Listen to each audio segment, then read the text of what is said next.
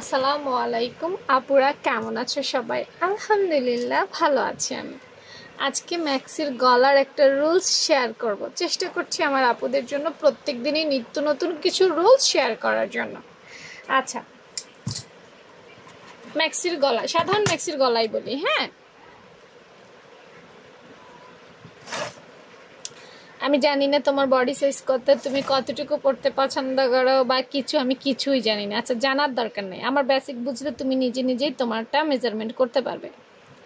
সাধারণত ম্যাক্সির গলা এরকম গোল গলাই দেয়, অন্য গলাও পরা যায়, গোলটাই বেশি হয়, তাই না? তারপর কি করা হয়, গলাটা এরকম চওড়া করে কাটিং করতে হয়। এই এরকম চওড়া করে কাটিং করতে হয়, তাই না? আপু কেটে নেই এবং ডাবল পার্ট হয়, ঠিক আছে? এখন তো আপু কাপড় কাটছি না, বেসিক বোঝানোর জন্য এত কিছু করতে হবে না। আচ্ছা, নাও কেটে ফেললাম। দেখো, আমি যে গলাটা কাটি কিসের ভিত্তিতে কাটি, প্রথমত কাস্টমার কি বলে সেটার দিকে মনোযোগ দিই। কিছু কিছু কাস্টমার আছে তার পছন্দ অপছন্দ আমাকে শেয়ার করে, যে গলা যে দিবেন এটা একটু পট্টিটা একটু চিকন করে দিয়েন, ঠিক আছে নি? কিছু কিছু কাস্টমার কয় আপু গলার যে পট্টিটা দিবেন একটু চওড়া করে দিয়েন। যেহেতু আপু দীর্ঘদিন ধরে সেলাই কাজ করছি, মানুষের কিন্তু পছন্দ চাহিদা থাকে। আবার কেউ কেউ কিছুই বলে না, বলে আর একটা ঠিকঠাক বানিয়ে দিয়েন সুন্দর যাতে হয়, তারা এরকম বলে দেয়। তো এই ম্যাক্সির গলাটার এই চড়াটার ক্ষেত্রে ম্যাক্সিতে কিন্তু অনেক বেসিক আছে আপু, সবগুলা দেখাবো আস্তে আস্তে, হ্যাঁ, একটা একটা করে।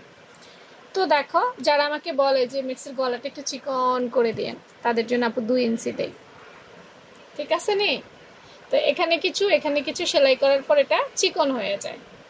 আবার যে কিছু কাস্টমার আছে বলে আমাকে মোটা করে দিয়েন, চওড়া করে দিন, অতিরিক্ত চওড়াও কিন্তু দেওয়া যায় না, তাদের জন্য আপু 3 ইঞ্চি দেই, ঠিক আছে নি? তারপর এখানে আর এখানে সেলাই করলে প্রায় আধা ইঞ্চির মতো যায়, খুব বেশি একটা যায় না।